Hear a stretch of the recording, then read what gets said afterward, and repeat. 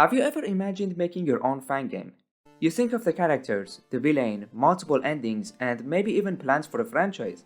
I used to do that all the time, but every time I made the same mistake. I forgot they're supposed to be played, because everything was oriented around being unique and making narrative sense. I put as much thought into the game's ideas and the stories as I neglected their fun factor. I didn't make those fan games in the end, but if I did, they would probably look like POPGOES. Everything about it feels like what I used to fantasize about. Polished, unique ideas, ambitious, deep narrative, checking every box of the next big fan game. And yet so lackluster to play. Now, making a game like POPGOES is no easy task. It wasn't easy or common back in 2016 to make a fan game of such quality and ambition in its ideas and the story. But even then, I don't think POPGOES ever had an engaging gameplay to begin with. It does everything it can to stand out and tell a compelling story, but along the way it forgets to be fun at all.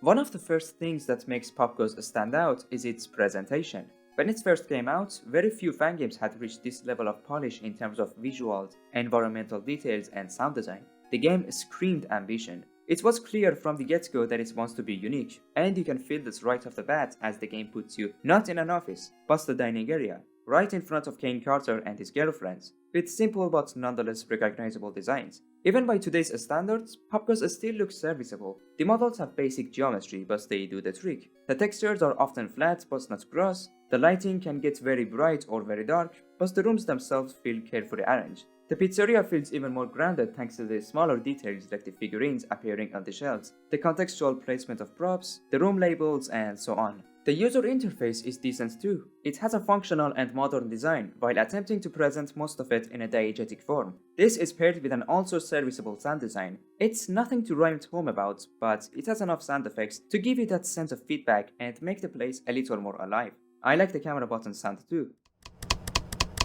Now okay, the game looks and sounds good, but that isn't even what POPGOES concentrates on the most. Everything you see in POPGOES is centered around the story it is so eager to tell, and it is not great, but interesting and unique.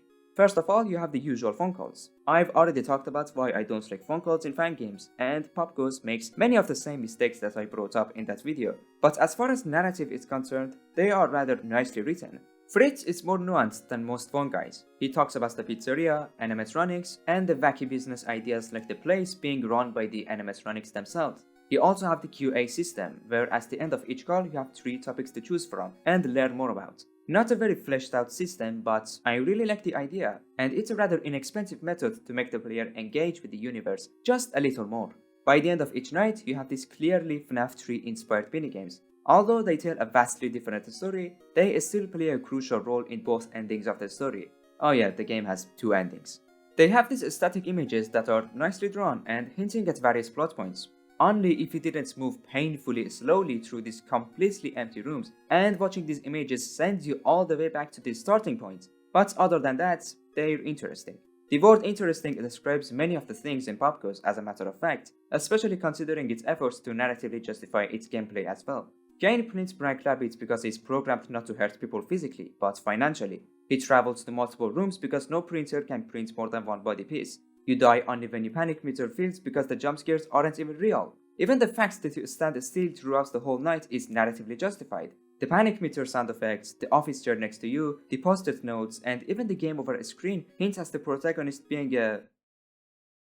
The second ending reflects this creative ambition as well, where you are required to pay attention to absurdly specific details on the game over a screen, and then responding to Simon's appearance on the cameras by clicking the appropriate color button. Sometimes on cameras that are entirely useless gameplay binds. It's yet again a bizarre concept, packed with even more bizarre narrative ideas. But I don't mind. All of this is what makes POPGOES have a very recognizable identity. The visuals, environment, UI, audio, story, everything tries to stand out in a way or another. It wants everything to feel grounded, believable, and unified. And you could say that to an extent, it succeeds. But hold on a second. Don't you remember what I talked about early on? Games are supposed to be played, and just like those fan games that you and I imagine in our minds, POPGOES is missing a very crucial piece of the equation. Indeed, we're yet to talk about the gameplay. Whereas it was challenging to dislike every other aspect of POPGOES, it is equally challenging to like the gameplay. At all. Reviewing everything else so far has been very easy, but the gameplay of POPGOES has so many problems that I had to take weeks to figure out how to lay the important ones down. POPGOES at first glance seems very hectic. Kane printing Black Rabbit, the twins in the vents, Blake playing Simon Says, and a stone trying to make you panic until you die. For 10 minutes. But it's actually not very complicated, and not in a good way. As soon as you understand how each mechanic works, there is nothing left to discover. Kane is in a room, press room shuts down.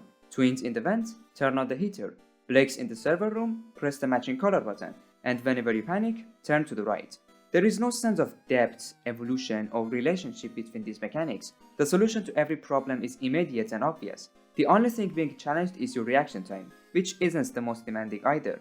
Don't forget that you have to repeat these actions for 10 minutes. I was playing night 2 thinking that I've been playing for quite some time, so I should at least be at 5 am. But then I checked the clock and it was 3 am. Now I'm fairly certain that each night being 10 minutes was a deliberate choice, and it's because of how Kane works. On paper, he has a very creative system. Unlike the traditional animatronic, he prints 6 body pieces and carries them to the table behind you in order to assemble the ultimate merchandise, the Black Rabbit. For a game striving for uniqueness and a different narrative, it's perfect. The execution, however, is nowhere as good. In order to kill you, Kane has to travel, print a piece, carry it all the way back to the table, and repeat this for all 6 pieces of the Black Rabbit. It takes him several minutes to finish his job even if you do nothing. Therefore, the length of each night is extended to give him extra time and keep him pausing its threads. This would seem like a reasonable solution, if there weren't an even more reasonable one. Just give him fewer pieces, man. I don't know, maybe print 2 legs at once. Too heavy for you to carry? That ain't my problem. I'm on a night 3. The problems with Kane don't end here. Once he prints in a room, he no longer goes there, shrinking the list of rooms that he goes to next time. Narrative, sure. But with each room crossed out, his directions get more predictable, until he's left with only one direction. You end up with just one room to monitor and keep shutting down, making him as easy as he could get. Even if you avoid exploiting that, Kane's direction is determined in the lobby camera. While this is a nice detail, it makes it clear where he's going to, making his movement randomization meaningless. In the end, you're left with an enemy whose direction you always know. Dealing with him is as simple as clicking a button, and the fact that he needs 6 body pieces means you're left with so much room for error that he's often the least threatening enemy.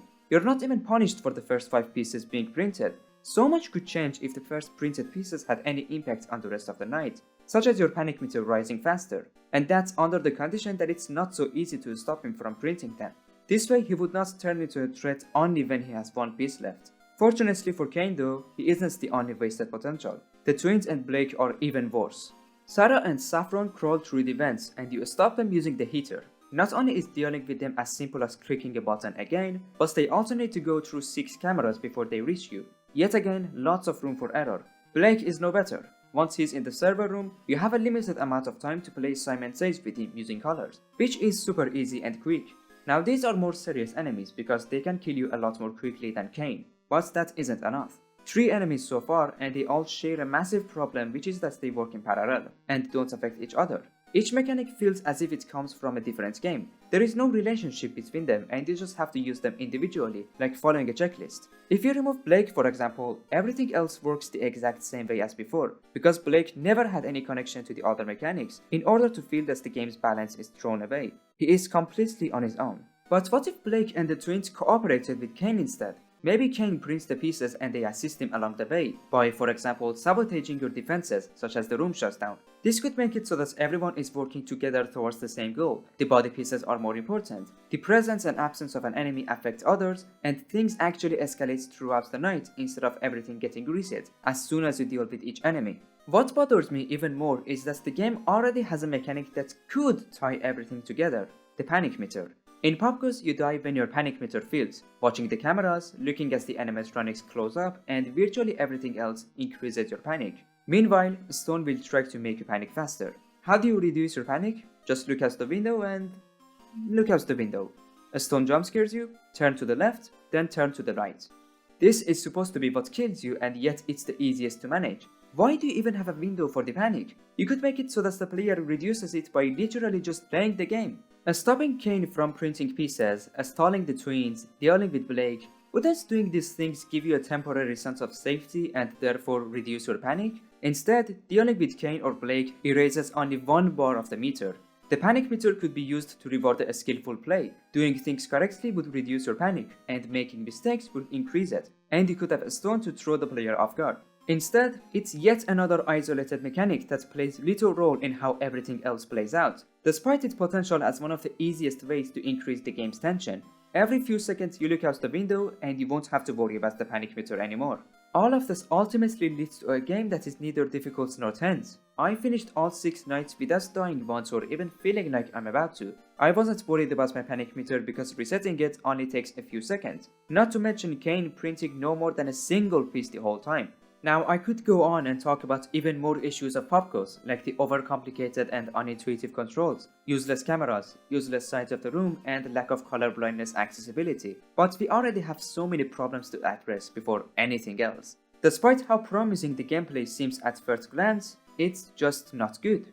If it weren't for making this video, I would have quit the game after nights 2 or 3. There is effort put into making everything unique and narratively consistent, but very little into refining and making them fun. So, you might wonder to yourself, what is it that leads to this sudden and strong shift in quality, from the presentation and narrative to the gameplay? It should be obvious by now that POPGOES puts heavy emphasis on standing out in every way possible. Everything on the surface sounds unlike what you see in most fan games. To be fair, it's definitely helped, especially back in 2016 where not only high quality fan games, but also unique ones were rare. The game deserves a lot of credit for not playing it safe. However, that's not enough to be a saving grace. POPGOES is like a sandbox of new and unique ideas that never attempts to make a cohesive system out of them. You have a game where the gameplay and the narrative take different directions rather than reinforcing each other. This game could be something great if the mechanics were given more thought and narrative logic weren't as prioritized as it is. By doing this, they restricted their own ability to improve the gameplay. No matter how good the story is, how good the environment looks, and how polished everything is, if the game is repetitive, shallow, or simply unfun, then players including me will not stay. In the end, I get back to what I said about the fan games in our imaginations. You see, when they dream a fan game, it's much easier to imagine the story than the gameplay. Even if you have the worst gameplay ideas, you don't know they're bad because you're imagining yourself having fun. Even if it seems good, it must be tested, balanced, refined, and played in order to know whether they really work. This is not to say that you or POPGOES shouldn't be unique though. You have unique concepts? Count me in. Deep narrative? Even better. I love stories. In fact, as of making this video, I'm in the process of making a fan game that has both of them. But make sure they don't collide with everything else. Now, as of making this video, the grand reboot of this game, POPGOES Evergreen, is in development. From what's been shown so far, there are loads of noticeable improvements already. There is nothing to guarantee the quality of the final results yet, but it's nice to see the effort put into refining the game. But regardless, I hope aspiring fan game developers will view POPGOES as a lesson to not assume that good ideas and good stories will be enough. A poor execution is all you need to ruin it all. There is a crucial difference between a unique game that solves a problem and a game that's unique just to be unique. Whatever you do though, just please stop remaking FNAF 1. I'm getting allergic.